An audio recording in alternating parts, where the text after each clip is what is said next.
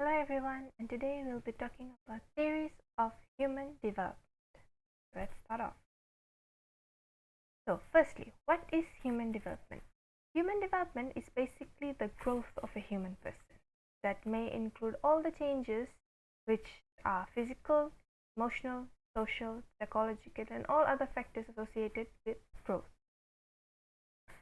So, as you can see on this slide, we have a diagram that shows and illustrates us on what a human development is all about. So as you can see, it shows a cycle of from aging to infancy to childhood, adolescent, adulthood to parenthood.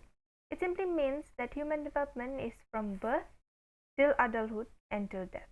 So this cycle goes on. So in this further presentation, we'll be talking about what other aspects are there in relation to human development and the lifespan development of the human body. Okay, the fundamental characteristics of lifespan development. The first one we'll be looking at is development is multidimensional. The word itself, dimensional, means that it has a lot of factors associated with this development characteristic. So, as the diagram shows, that the multidimensional development consists of cognitive development, moral development, emotional, physical, language, and social development. So out of which, as you can see, I have discussed physical development, cognitive development, and psychosocial development, which are the important factors that the theorist, which we will learn later on, has emphasized on based on all of our human development theories and concepts. So multidimensional development involves all the other aspects that has to do with one's physique, emotions, and psychological development. So physical, as we all know, is dealing with our body, all our body changes like height, weight, and so on. Cognitive, on the other hand, is to do with one's physique and psychological way. Like for example, you would say, how would a 10-year-old react to a certain situation in life, especially when they're introduced to a new thing. For example, when they go through puberty, they are introduced to new things in life that can be changes in their height, changes in their body shape. So it is basically how they are nurtured to overcome those situations in life. On the other hand, psychosocial development, it basically deals with one personality and emotion. Every human being in this world goes through a lot of emotional changes, and all of the people in this world have a different personality, which he or she would say that it depicts or it shows the inner emotion out to the public. So that is what all development is multidimensional means.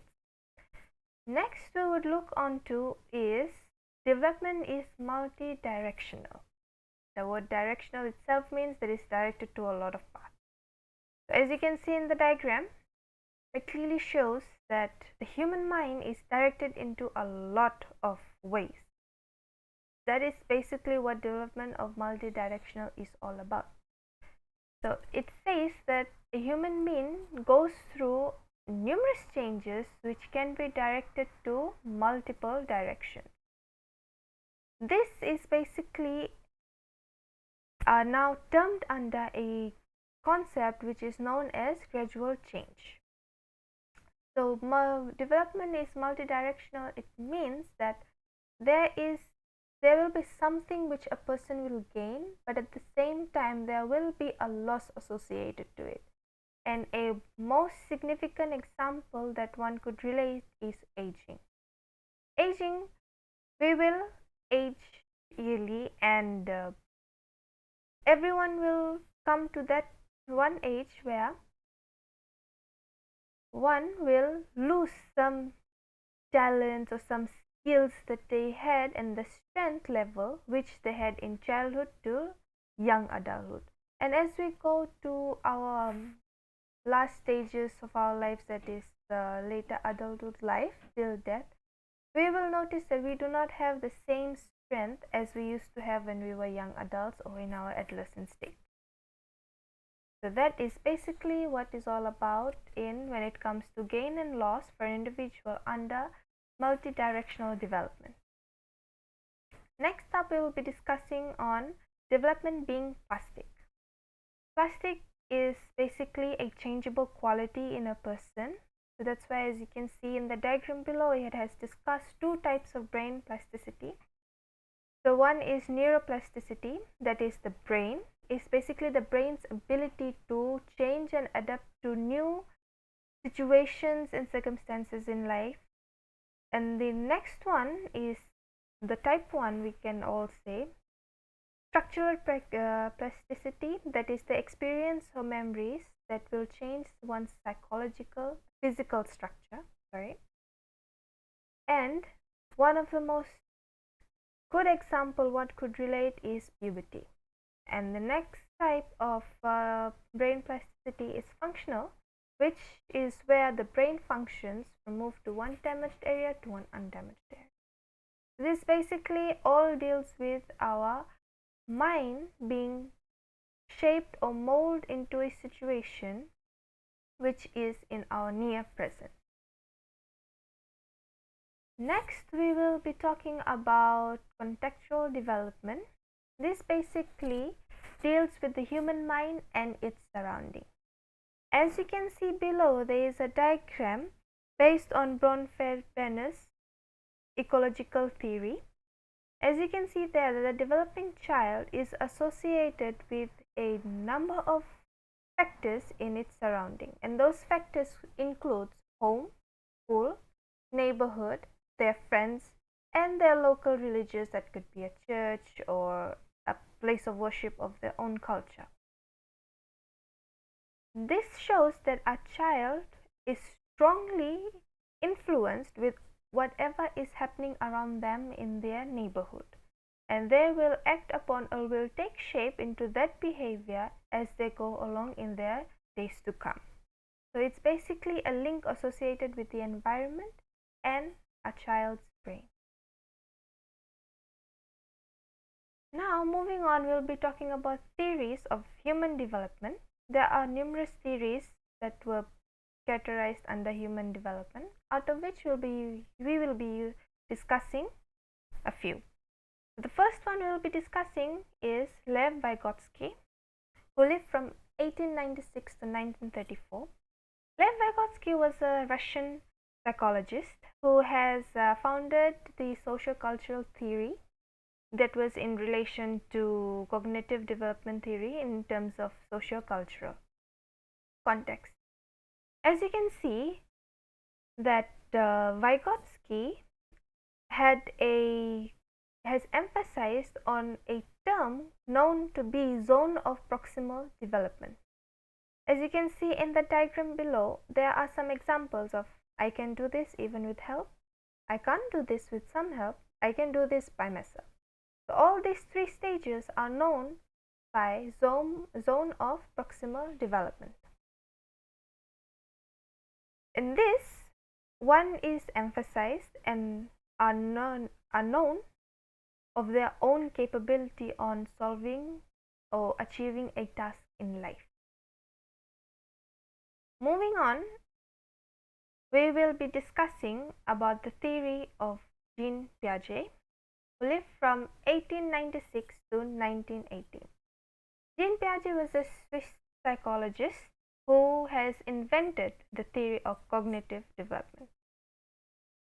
The main motive for Piaget's theory was to manifest or to enlighten on a child's intellectual level as they mature. He believed that as a child grows, he or she will learn more as they experience. As they go along, they will experience more as they go along. Now, as you can see in the diagram below, there are 4 stages in life, and with the certain age groups they have. The first you can see here is the age between their birth till 2 years, where the child begins to interact with the environment. So, as we were saying, that the child begins to interact with the environment from the birth till 2 years old. Moving on from the ages of 2 to 6 or 7, the child begins to represent the world in symbolic terms. It means that is the time when the child is able to speak or interact with wordings with their parents, with their siblings, or with anyone in their surrounding. So this is the time where they will learn new things. They will try to express themselves in words, and they'll try to engage into a communication level where they will feel a different level of comfort to their mind and to their emotions. After which we have is concrete emotional state. This is from age of 7 to 12. This is where the child learns to rule, such as conservation. Over here, during this age, they have a high intellectual level where they will be eager to learn new things. They will be eager to explore new things. They will be eager in their education life, where they would be experimenting to new situations or to new topics that they would like to be in, and then they will be more energetic to whatever situations they will come face or will be participating into.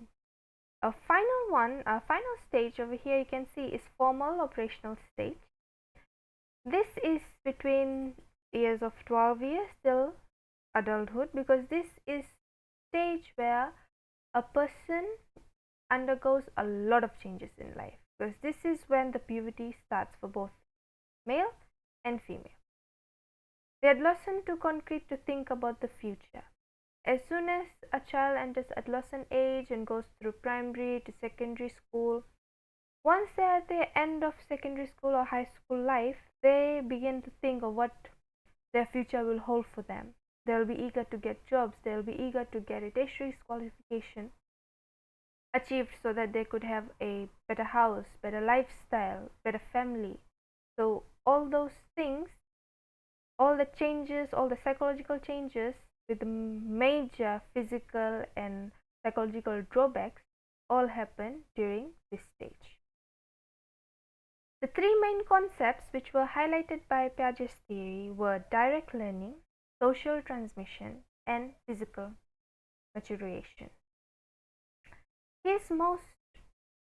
He believes that our experiences will teach us valuable lessons in life.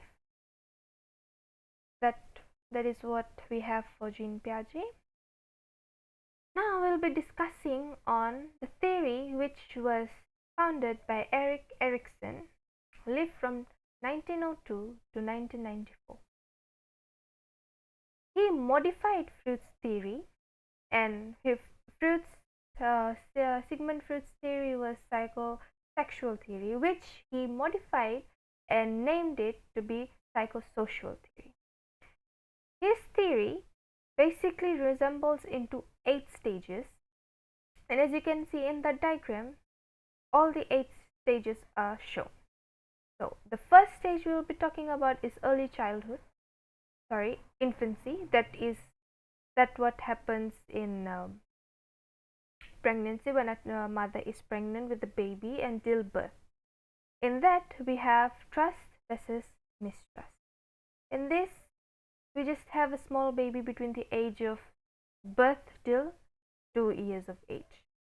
So in this, the baby will have a bit of trust issues and a bit of mistrust issues, after which, as they grow along, they are entering early childhood, where they will learn about things that they might feel embarrassing about, or they might have confidence enough to tackle those things in life. Once they are out of the early childhood, then they are engaged to preschool, where they will have a lot of innovative ideas, whereas they will have a guilt of leaving home. After which the child is then developed to enter the school age, where they will be nurtured with education system in the world, and they will learn about the world and its factors and what all other aspects they have to deal with in their everyday life. Once the school age stage is over, the next step they move on to is adolescence, which is the state of puberty. Here, all every child will be in the search to find their identity of their own, where they'll have a lot of confusion about what is happening to me or what is happening with my body. Will I be able to face the world? They'll have low self esteem. However, as the days pass, a child overcomes those and feel confident to face the world. Once they're out of that state, then they enter to young adulthood, which is known for intimacy and isolation. So these two theories are intellect, where a person with high confidence level and with good self-esteem, they'll engage with more curricular activities, with more socializing life. They'll have a huge friend circle group, whereby people with low self-esteem and who were shy or faced a lot of difficulties growing up, they will go into isolation. They'll isolate themselves from the world. They would believe that they are the person, and they would feel a lot of difficulties to engage with other people, to have a communication with other people. Once the young adulthood is over, then they are nurtured to middle adulthood. This is where they are engaged to have a better lifestyle, better home, better car, better family, to live up to the standard of today's society. After which, middle adulthood comes maturity. This is where a person is basically at their retirement state. They are now only to nurture all these things that they have done in life. They have memories, and whatever they are supposed to do at that age, they will do. And as things get close day by day, it results in them leaving the earth, leaving the world. So basically, this is the cycle that Erik Erikson developed and told, that our life and our development stage, the lifespan of our development, is divided into 8 important stages. So that is all we had on Erik Erikson. Basically, in conclusion, our socio-cultural concept plays a very essential role, as it molds and shapes a child from birth to childhood to adolescence and middle age into such a way that how they'll behave, their behavior, their well-being, and everything associated with it will determine their future, and their present and future both. The theories that we have discussed earlier shows all the stages of development all human being goes through, from adulthood to childhood to adulthood. However, in this modern era, all these theories are now being questioned and being debated on. Therefore, in this modern era of technology, one must not forget that there are theories associated with one's human development, and one must go through each development for a better future in life. Thank you. That's all we all had to share. At the end, you'll find a list of bibliography which I used to cite for this presentation. Thank you very much.